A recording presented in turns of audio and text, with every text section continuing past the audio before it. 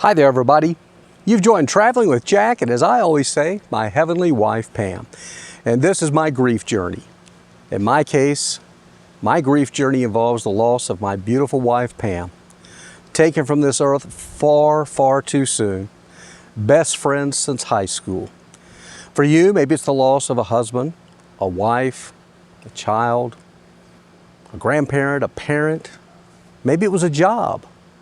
Maybe it was the case of where I ran into the young Army veteran who'd lost his legs. Loss is loss. Of course, the degree of grief varies for everyone. For me, it's been pretty hard these first few months. But now as I'm approaching the 1-year mark, it is getting a little bit better. I say a little bit better. But what I want to talk to you about today is navigating this world as a single person, when for so many years we were a couple. And as I'm starting to learn, it's more of a couples and family world out there. It's also, when it comes to those who are widows and widowers, it's a lot of much older people than myself and maybe you as well. And we kind of get lost in the cracks. Those of us who are still working full time, still have our careers and things like that, yet we're alone out there. I tell you what, I tip my cap to the people who've managed to stay single by choice maybe or whatever and have done so well. I really admire the progress you've made with your life. For those of us though that were used to being a couple for so long, this is such a shock to the system. It's indeed very, very difficult navigating these new ways of living. But I wanted to talk to you about a couple of things that happened. The first one, not so good, then it has a good ending. It was a week or two ago. I attend a local church here. Pam and I were always very active in our churches and such. This church, though, unfortunately, we started attending, and 6 weeks later is when Pam became ill. So we never were really a big part of the church. I led a couple of Bible study groups, and we would go as often as we could, but oftentimes it was very painful for her. She had cancer in her bones. It was really tough for her to get around, but she did the best she could. She kept pushing through, don't get me wrong. So didn't have a lot of close connections and things like that, more of just a lot of acquaintances. And the point being, just a couple of weeks ago, they were having this, I saw in the bulletin, they announced it, this big church-wide picnic that was going to be taking place at a local river park. And they'd had it last year. Pam and I wanted to go, but she just couldn't quite do it. So this year I saw it being advertised and I thought, wow, that kind of sounds fun. And then I started thinking, well, maybe someone would give me a call and invite me to come along with them, maybe another couple or maybe another family.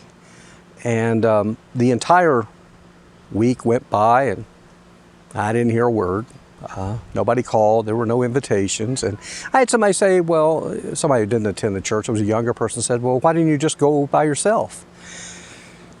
And you guys watching this, I think you can probably relate. Easier said than done. I can go to big events if we were having them anymore, ball games, things like that. I can go to those things alone because it's a giant crowd and I don't know anybody to begin with. But to just walk up on an event like that is just really, really hard. You really feel like the person going stag to the prom. Hopefully you didn't have to experience that. And I didn't, but I knew a couple of people that did and it wasn't a lot of fun. The point being, my sweet wife, Pam, she was always one of those people that never wanted anybody to feel left out or alone or whatever. And I know if she was here and she knew me and I wasn't her husband but had gone through this, she would have been calling me saying, hey, I want you to come with me and my husband to the picnic. And we're not taking no for an answer. Come on, we're going to have some fun. But that didn't happen. And you know, this isn't a cue now. I worry about people from the church. They'll see this video and go, oh gosh, we better call him next time. No, that's not the point. The point of this isn't for me to have to say something, for you to have to call me. The point being, I think it's because we're kind of in that in between the cracks, falling through the cracks age group that we're in. You know, our older people in society, we're pretty good about checking in on them. In fact, I have a group of 10 that I call on a weekly basis for our church just to see how they're doing through coronavirus and things like that. And it makes me feel good calling them. And 99.9% of the time, they're all doing great. And most of them have family and friends in the area, and of course that helps. In my case, I don't have that, and that's a whole nother story. And then you have really young groups where you have these singles groups and things like that that do things together. And then there's us, that group of people who are still working for a living, still relatively young. Maybe you say we're in mid-age. And I think people think we can just fend for ourselves. We'll be just fine. But it's hard, isn't it? It's really hard. A couple of times I've actually asked other people to just do things. I've been the one to get out there and just do it and ask them. And it's been okay, not great, but okay.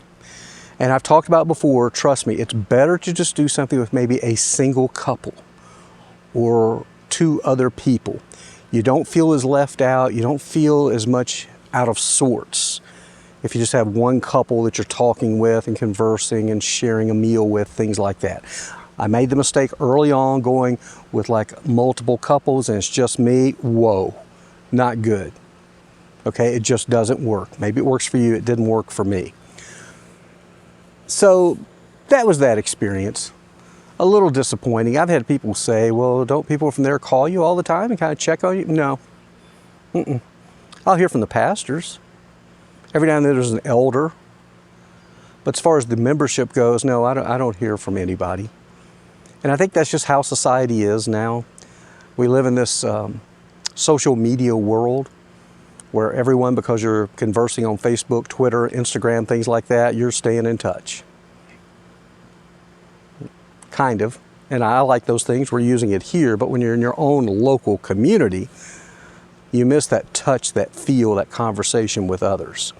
But let's turn this around.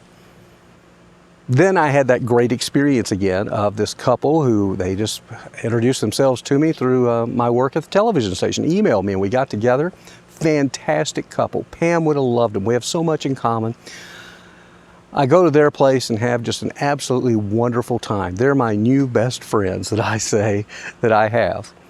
And this past weekend, they invited their adult daughter to join us as well.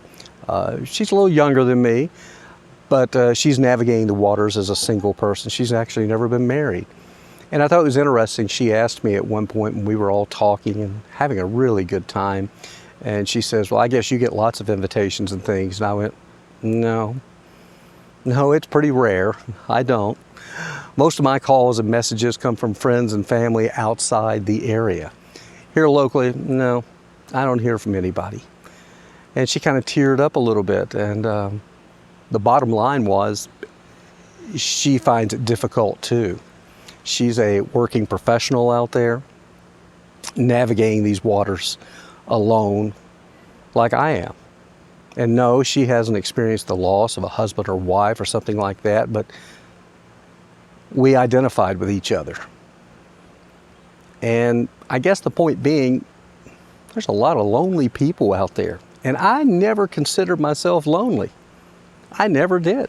Pam and I never did. We could go to Timbuktu and just have a blast, but you know the difference was I had her with me. I had a partner. So now you're waiting for the big payoff. What's the answer? I've told you once and I'll tell you again. As soon as I get it figured out, I'll become a millionaire with that best-selling book, talk show, and TV show. Until then, all I can say is we just have to keep moving forward. And I know every morning when we wake up,